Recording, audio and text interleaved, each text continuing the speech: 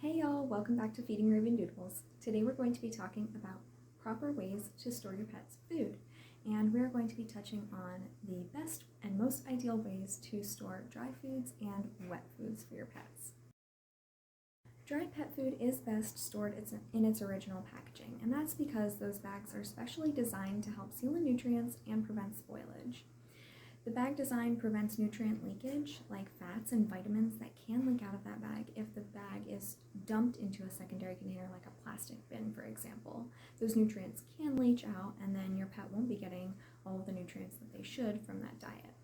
It also prevents pest infestations, and one of the pests that I keep in mind is storage mites, which thrive on the high protein and high fat contents in pet foods. And they can also cause hypersensitivity or allergic reactions in our pets that are exposed to them, some pets that are more susceptible to allergic reactions. And so keeping the food in the original packaging is a great way to prevent against these mites getting into the food. Anytime you're going to go put your food away, you're always going to want to squeeze that air out of that bag, secure it with a bag clip, and then store it off the ground in a cool, dry place. And a great secondary method for protection is going to be a plastic bin or a metal bin or a container or something like that that can be sealed so that any pests or pets can't get into it.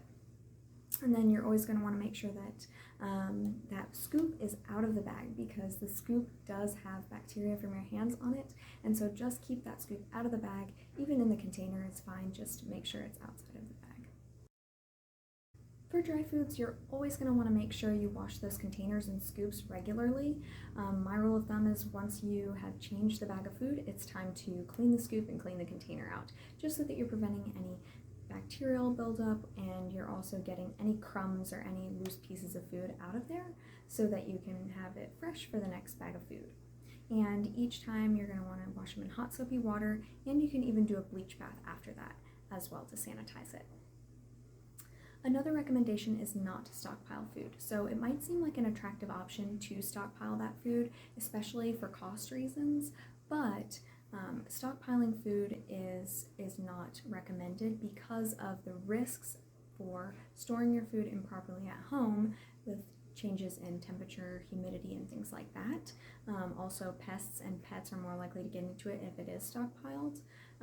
And so just buy enough food for 30 days or less is the recommendation.